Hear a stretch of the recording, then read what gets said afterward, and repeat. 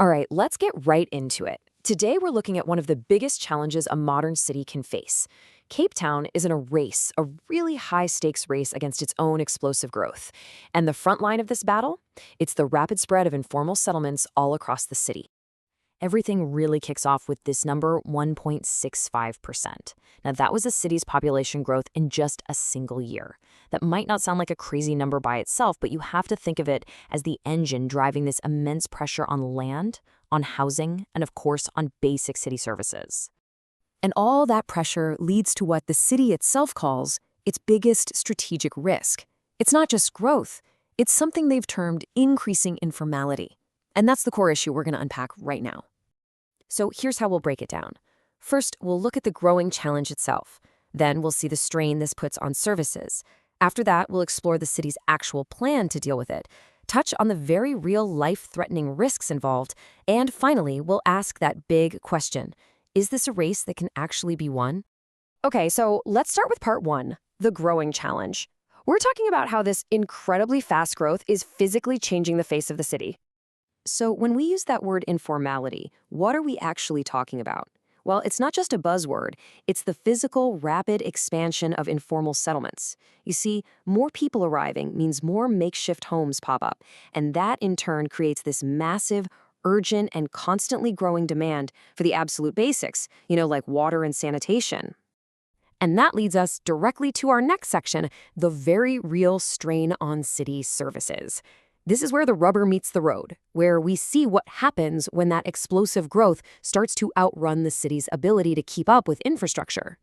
Now, check this out, because this is where the story gets a little counterintuitive. In 2021, 85% of informal settlements met the city's standard for having access to a communal water tap. Makes sense. But just 1 year later, that number dropped, all the way to 74%. So on the surface, that looks like a huge step backward, right? Which, of course, makes you ask the obvious question. Is the city just providing less water? Are they falling behind? Well, here's the twist. The answer is no. And this is so important to understand. The city actually installed more water taps during that time. The problem was that the number of settlements and the number of people needing water grew even faster. The goalposts were just constantly moving.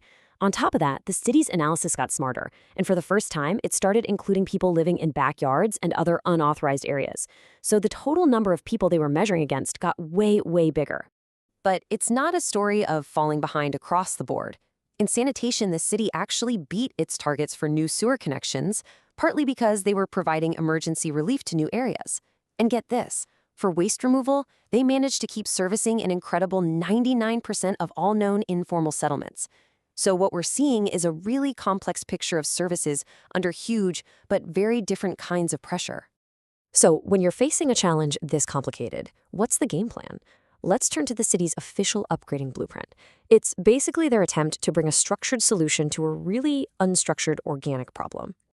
The city uses this methodical three-phase approach. It all starts with step one, assessment. They literally go in and gather data, counting households to figure out exactly what's needed and where. Step two is all about providing interim services. Getting basic water and toilets in place fast. And then finally, there's step three.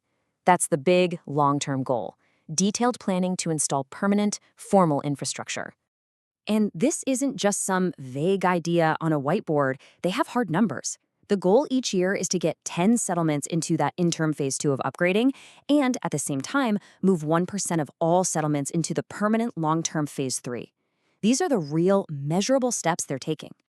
But this whole challenge goes way beyond just infrastructure and planning documents. We absolutely have to talk about the immediate, life-threatening risks and the very real human cost of informality. Get this. In just 1 year, there were 579 structural fires in Cape Town's informal settlements. Let that sink in. That's more than one fire every single day. And the impact is just devastating. Those fires affected nearly 1,500 homes. These aren't just statistics. These are families losing absolutely everything in an instant. The way these settlements are packed so tightly together means a small fire can become a catastrophe with terrifying speed. So to combat this, the city's fire department has a crystal clear operational target, a 14-minute attendance time. When a fire breaks out in these vulnerable areas, every single minute counts and can be the difference between life and death. Which brings us to our final section, and it really gets to the huge question that hangs over all of this data. Is this just a race against growth? And what does this all mean for the future of cities everywhere? This quote right here from the city's own strategic documents is incredibly telling.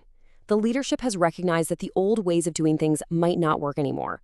They've officially told their departments to question everything, to consider fundamentally changing how they deliver services, because the sheer pace of growth is forcing them to go back to the drawing board. And that really leaves us with this final thought.